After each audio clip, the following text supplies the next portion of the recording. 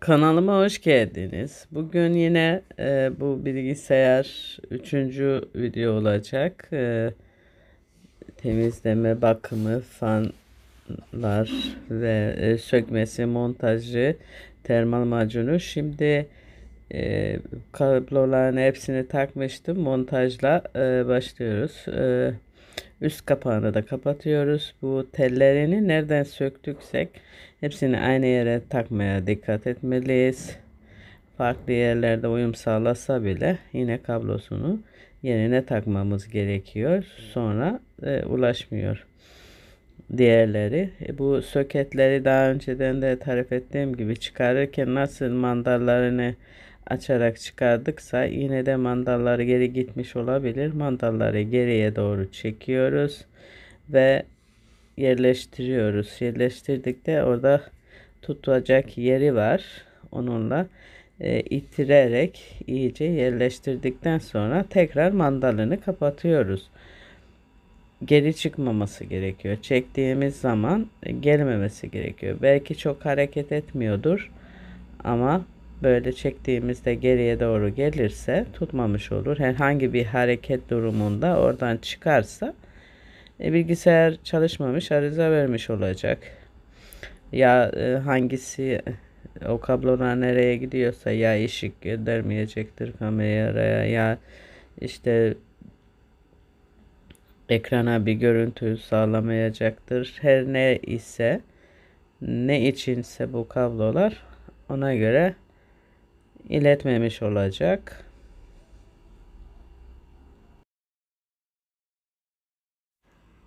Bayağı sonuçta bilgisayar bayağı hepsinin kablolarını takmak 10 tane 15 tane kadar vardır soketler belki de. Hepsini teker teker gösterdim. Sökerken de takarken de sanırım atlamamışımdı. Bu da fanın elektrik aldığı yer. 2 tane soket var burada. Hepsinin nerede ne için olduğunu çok bilemeyebiliyorum. Bakmadım, incelemedim fazladan. Ancak bazı şeyleri zaten hani belli oluyor, görüyoruz. Bu burada taktıklarımız arka tarafa doğru gidiyor. Bazılarınınkinde ekrandaki şeyler de buraya bağlı. Bir de bu tuşlarınki yukarıdaki tuşların bazıları buraya bağlı. Açma kapama ile ilgili olan yer bağlı. Birkaç tanesi bu tarafta oluyor. Şimdi çok tutması ve kolay olmayanlar var. Burada tutmaya imkanım yok. Biraz takmasında zorlanıyorum.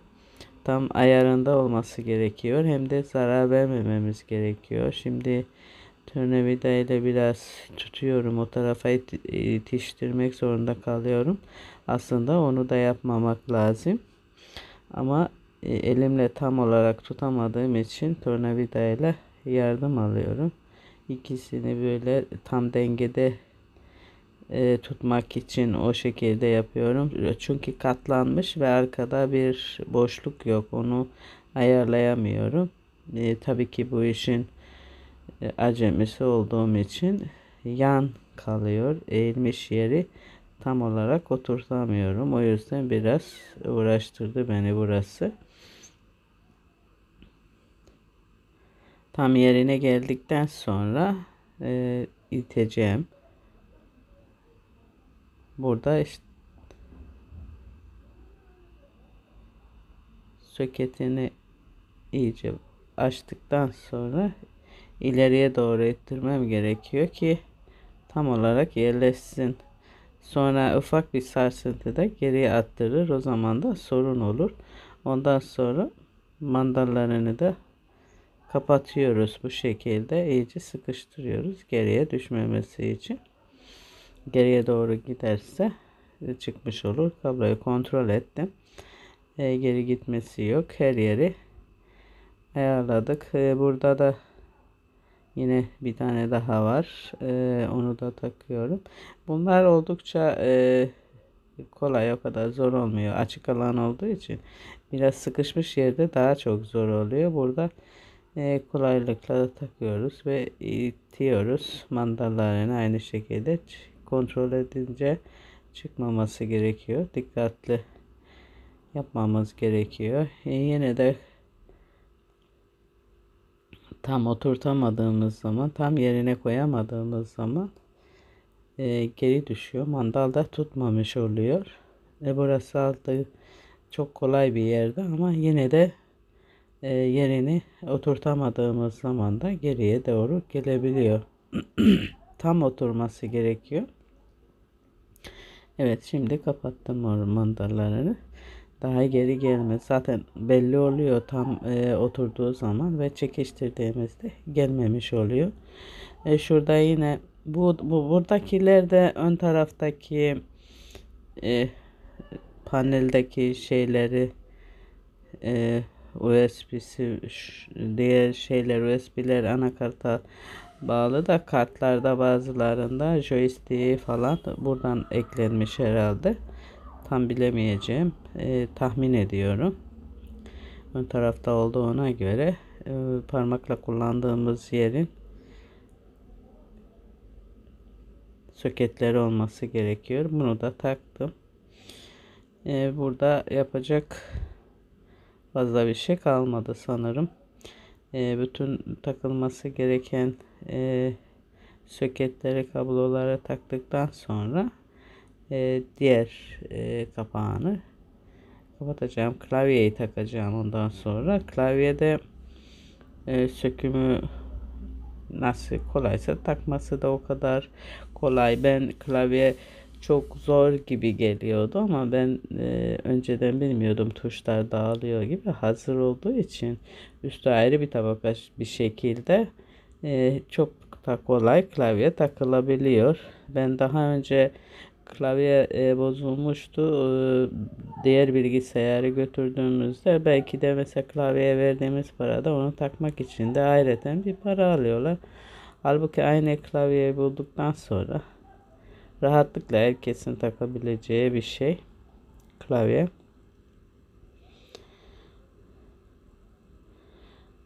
Bu meraklı olmayanlar için bu bayağı zor. Bu bilgisayarda zor. Diğerlerinde bu kadar dağıtmadan yapılabiliyor. Ama bu bilgisayar daha önceki videolarda söylediğim gibi bütün anakartına dahil hepsini açarak, dağıtarak ancak işlemciye ve ekran kartına ulaşabiliyoruz. O da bayağı meşakkatli oluyor. Yaklaşık 1-2 saat sürdü. Uğraştırıyor. Ama yine de burada masraf ettiğim sadece 50 TL'lik bir termal macun. O da 1/3'ünü belki de kullanmadım. Çok azını kullandım. Diğer bilgisayarlara da lazım. Onları da tamir ederken kullanacağım. O yüzden önce bu kullandığımı yaptım. Ondan sonra diğerlerine de çocukların bilgisayarındaki masa üstüne de belki de bakarım, bir kontrol ederim. Oradaki termal macun da gittiyse oraya da kullanırım.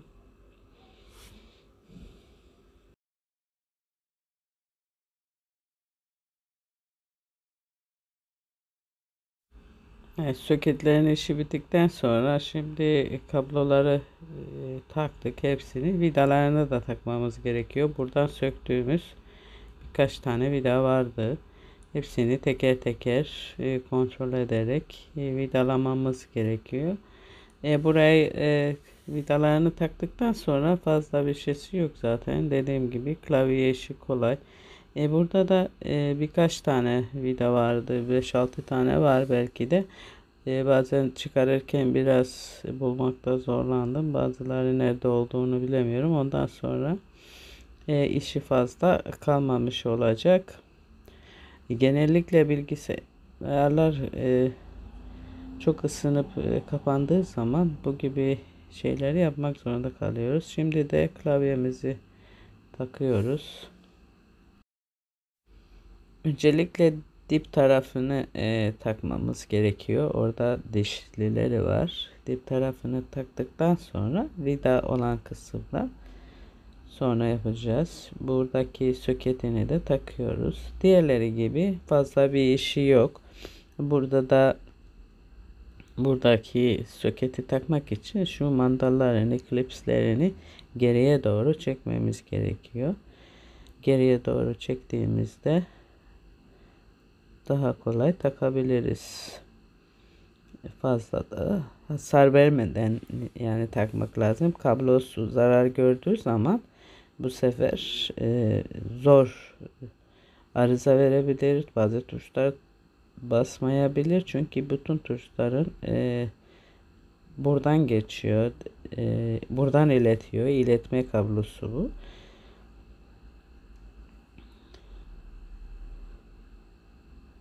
Burada tamamen takıldığından emin olduktan sonra mandalımızı takıyoruz. Mandaldan da kapatıyoruz.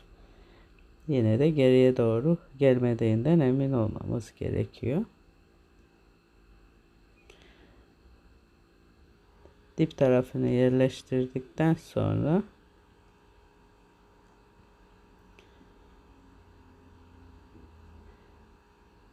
kablosu nasıl zaten eğik olduğu gibi aynı şekilde orayı tutuyoruz ve ön tarafını tamamen yerleştirip tam ayar yaptıktan sonra arka tarafını da yatırıyoruz. Arka tarafındaki vidaları takıyoruz. Vidalar 4 tane falan vardı herhalde. Zaten yerleri belli oluyor. Vida olan yeri. Vidalarına taktıktan sonra şimdi böyle sanki havada kalıyormuş gibi ama o vidası takıldığı zaman sorun ortadan kalkacak. Altındaki söket olduğu için herhalde o biraz eğik havalandırmış oluyor. Burada zaten bir şey ellendiği zaman açıldığı zaman ilk zamanki gibi haliyle olmuyor. Bir miktar olsa da bir esneme oluyor. Buradaki vidaları taktığımızda iyice klavyenin fazla oynamaması için sıkıştırmak gerekiyor. Tornavidam uymadı.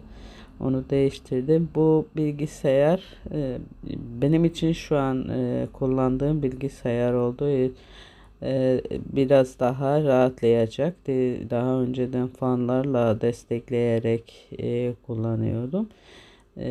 Şimdi istediğim gibi kullanabileceğim rahat bir şekilde bir yere gidecek olsan hem yanında fanı da götürmek zorunda kalıyordum. Şimdi tek başına çalışacak ve sorun ortadan kalkmış olacak.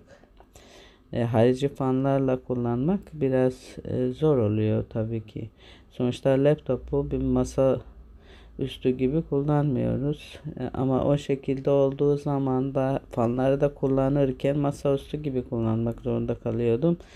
Çok da rahat olmuyor. Bilgisayarın zarar görmemesi için çok erken kapanınca mecbur fan kullanmak zorunda kaldım. Hemen şey yapamadım, açmaya üşendim daha doğrusu. Bayağı uzun sürdüğü için öteleye yaklaşık 5-6 aydır muhakkak değiştirmem gerekiyordu. Öyle kullandım. Yaklaşık bir sene kadar. Daha önceden sürdüm zaten. Birkaç sene önce sürdüğüm için tekrardan da tabi aldığım macunun kalitesine göre değişir bilmiyorum. Şimdi açtığımda da gördüğünüz gibi hiç macundan eser kalmamış gibi oldu. Az bir şey kalmıştı. Bir önceki videoda macun sürdüm. 3 videodan oluştu bu. Hepsini göstermek için çekmek zorunda kaldım ama sizler istediğiniz bölümden bölümleyeceğim. Şu an bölümleyemedim ama bölümleyeceğim. O istediğiniz bölümlerden bakabilirsiniz. Uzun sürdü. İlerletebilirsiniz. Eğer zaten ilgilenmediğiniz bir alan olarak görürseniz orayı ilerletip izleyebilirsiniz. Herkesin kendi ihtiyaç duyduğu bölümü izlesin diye böyle bir video çekmiş oldum. Bu vidaları taktıktan sonra üstündeki çubuğunu taktığımız anda bu işi bitmiş oluyor. gayet güzel bir şekilde sorunsuz hallettiğimi düşünüyorum. Onu da ancak açınca bakacağım, deneyeceğim. Ondan sonra gönül rahatlığıyla yaptıklarımı siz de yapabilirsiniz diyeceğim. Şu an daha halletmedim. Üst şeyde gözüken bir sorun yok zaten klavyede. Şimdi üstteki vidaların üstünü kapatan çubuğu da taktıktan sonra bitecek.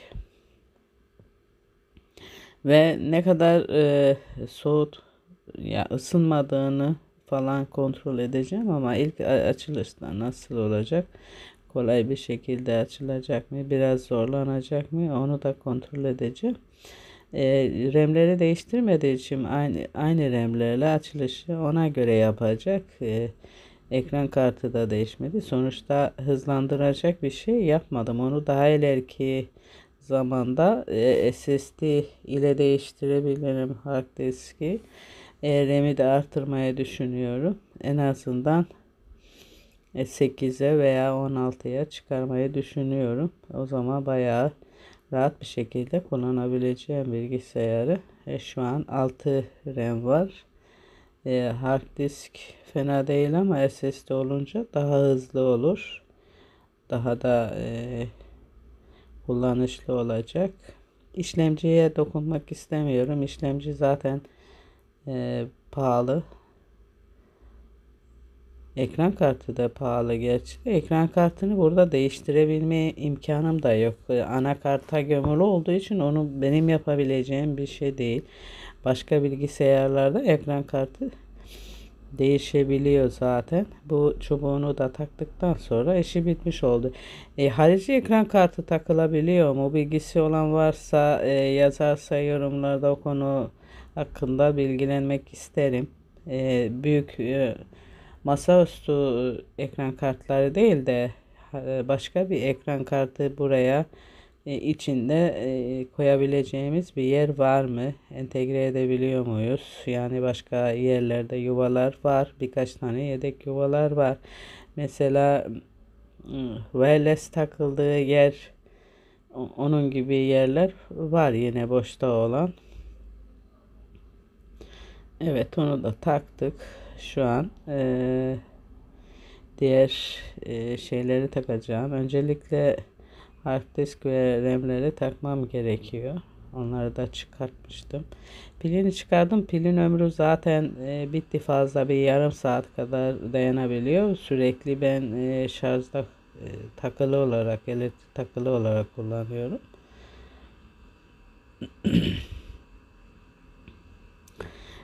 Bu taraftan çıkarttığımız vidalar vardı bayağı miktarda, her köşesinden üçer tane dörder tane.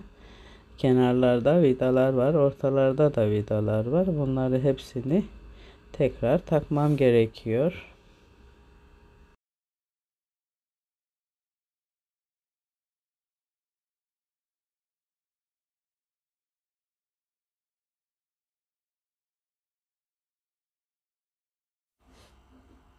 Bütün vidaları takıyoruz. Pil yuvasında da vardı bir iki tane vida. Onları da takıyoruz. Ondan sonra işimiz bayağı hafiflemiş olacak. Onu taktıktan sonra bir kontrolde geçirmem gerekiyor. Birkaç tane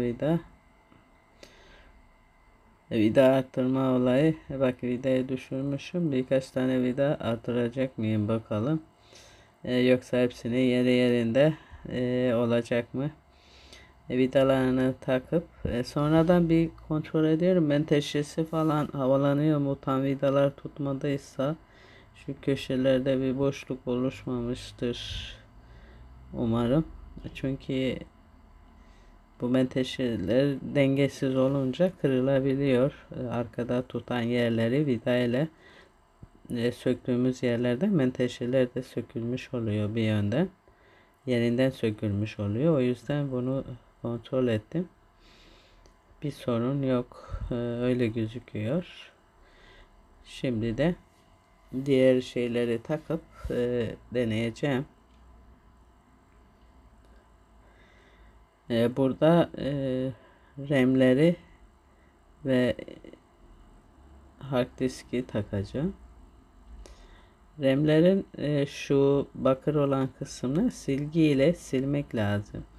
Biraz oksitlenme falan olabilme ihtimali, kirlenmiş olabilme ihtimaline karşı silgi ile çok bastırmadan hafif bir şekilde orayı silmede fayda var. Bunu ben de başka bu işi yapan kişilerden görmüştüm. Ben hiç daha önce duymamıştım silgiyle temizleneceğini. Bu şekilde silgiyle temizlendiği zaman çok da iyi performanslı çalışmış olur. Herhangi bir oksitlenmeye karşı, temassızlığa karşı böyle bir şey yapıyoruz. Silgi temiz olacak ve temiz bir şekilde siliyoruz. RAM'ler biri 6, biri 4, biri 2, toplamda 6 RAM var. O yüzden çok da hızlı ve rahat kullanamıyorum. Ama artırırsam çok daha rahat olur. 6 yine 4'ten daha iyi olduğu için, daha önce 4 vardı. Ben artırdım. 6'ya çıkardım. 2 vardı. Bir dörtlük taktım. Bir tanesini 2, bir tanesini 4. Bir tane daha dörtlük taksam gayet iyi olacak. Şu yerini tam ayarlayamadım. Ters tutuyorum galiba.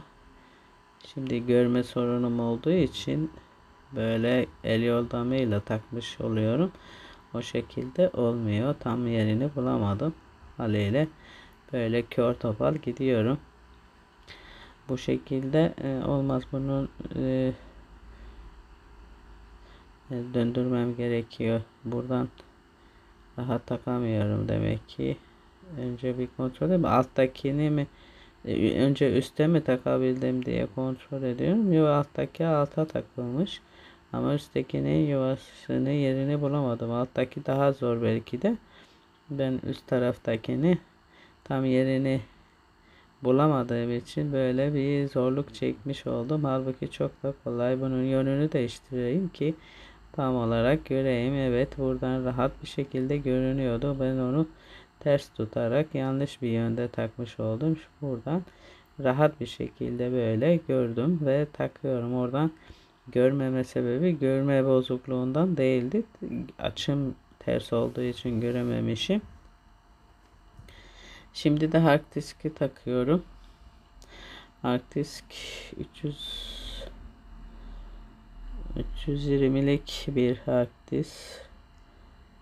SSD 250 SSD olsa bile bundan daha iyi olur da, bu acaba çok da anlamıyorum SSD'lerle hard diskler arasındaki fark. SSD hızlı olduğunu biliyorum da görüntü olarak farklılıkları ne bilmiyorum.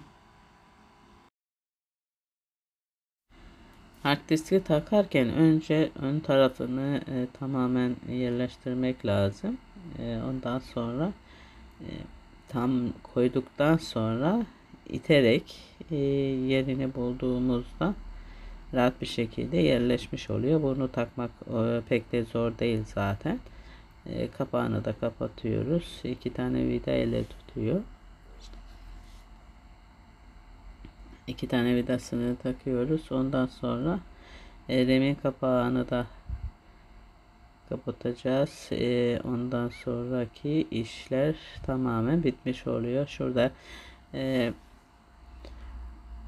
tamamen bittiği zaman fansız bir şekilde bakalım ısınmış olacak mı? Bu emeklerin boşa mı çıkacak? Yoksa bir işe yarayacak mı? Onu denemiş olacağız. Vidaları sıkıyoruz ve vidalar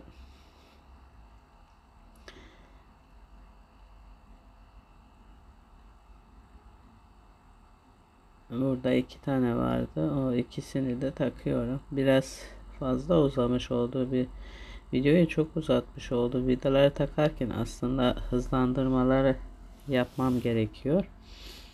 Ama editlerken o kadar şey yapmadım. Şimdi evet, bu vida işi de uğraştırdı. Tornavidalar tam uyum sağlamayan tornavida olunca boşa çevirmiş oluyoruz. Hiç de güzel tutmuyor. Elime ne gelirse onu kullanmaya çalışıyorum. O doğru bir davranış değil. Her vidaya göre, ona göre tornavidayı kullanmak gerekiyor. Yoksa hem vidanın ucu aşınmış olur. Sonraki açarken sorun olacak. Burada burası yedek bir bölümü var. Acaba SSD oraya takılabiliyor mu? SSD'ler nasıl oluyor bilmiyorum. Yani her yere uyum sağlayabiliyor mu? Ekran kartı, harici ekran kartı takılabiliyorsa onu muhakkak bir araştırıp deneyeceğim.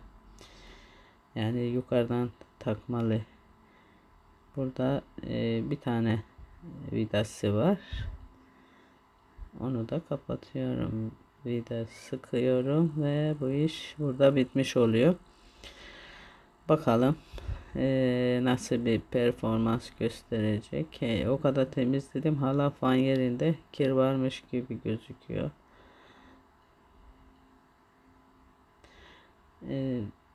Üst tarafı da bayağı kirlenmiş.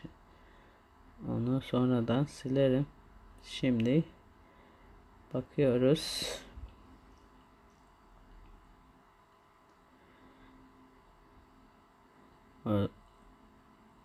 Açayım şimdi bakalım ısınacak mı ısınmayacak mı? Zaten belli olur, kendini gösterir hemencecik. Hiç fazla zaman almadan hemen ısınıyordu. Fişini takıyorum.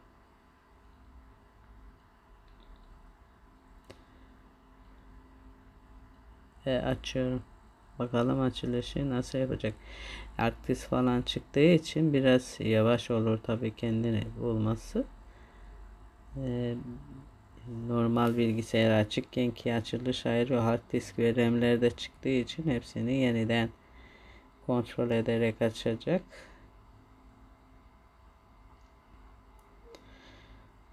Hepsini denetledi ve bilgisayar açıldı. Çok da uzun sürmedi. Kolay bir şekilde açıldı sayılır. Çünkü fazla zorlanmadı. Bu kadar bekleme süresi zaten olabilir. RAM'ler çok. Evet, ısınma olayı. Şimdi daha kısa bir süre ama hemen belirtisini veriyordu. Isınma yapabiliyordu. Gayet güzel çalışıyor ve ses de hiç duyulmuyor. Çalışan fan sesini az duyuyorum. Yani önceki çok gürültülü olduğu için şu an fanı çalışıyor mu diye bile kontrol etmek durumunda kaldım. Gayet güzel oldu. Emeklerime değdi. Eğer sizler de böyle tamir videoları ilginizi çekiyorsa bunu yazın yorumlarda. Ben tamir videoları, el işi videoları, yemek videoları, ben evde veya dışarıda yaptığım her şeyden video yapıyorum. Vlog şeklinde yapmıyorum. Çekimlerim vlog değil ama biraz ona benziyor. Böyle tarif videolarım değil. Tamamen tarif gibi değil zaten. Mesela bir yemek tarifi veriyorsam o yemek tarifi gibi olmuyor. Biraz vlog gibi oluyor benimkiler.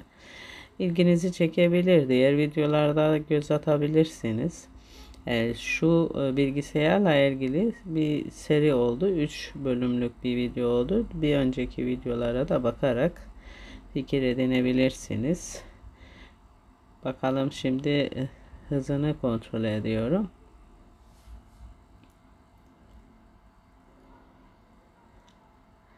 Pek problem yapmıyor. Sayfa açılışlarda ve ben bayağı sayfaları açıyorum. Mesela 20 sayfa, 20 sekme veya sayfa açtığımda çok da böyle zorlanmadan daha önceden kullanılıyordu. İnternette hız sorunu yok. Ancak bilgisayar kendisi yavaş olduğu için bazen sorun yaşayabiliyordum. Hayaksi yapabiliyor. Sayfaya hay aksi diyerek sayfalar durabiliyor. Onlar bilgisayar kaynaklı oluyor. Mavi ekran pek vermedi zaten. Mavi ekran genelde RAM sorunu oluyor. Mavi ekran sorunu varsa ya da işletim sistemiyle ilgili. Şu an zaten ben acele Windows 7 yüklemiştim. Windows 10 ağır işliyor yavaş diye Windows 7'yi yükledim ama Windows 7'den de memnun değilim. Bunu tekrar Windows 10'a yükselteceğim. Onu format atacağım. Belki format atarken yine çekerim. Ve çok videolarım hepsi bilgisayarda tamamen dolu gibi bir durumu var bilgisayar. Bir de onun etkisi de olabilir. Bütün videoları tutuyorum ben. Hard diske yedekledim. Harici hard diske yedekledim ancak yine de zor oluyor. Bütün videolarımı hem ham olarak hem editlenmiş olarak tuttuğum için bayağı yer kaplıyor. Buna da bir çözüm bulmam lazım. Gayet güzel oldu. Umarım bu video sizlere de fikir olmuştur. Sizlerin de bir sorunu gidermesine katkı sağlamıştır. Yine böyle videolar istiyorsanız yorumlarda yazarsanız memnun olurum. İzlediğiniz için teşekkür ederim. Sağlıklı, huzurlu, güzel günler dilerim. Hoşça kalın. Yeni videolarda buluşmak üzere. Sağlıkla kalın.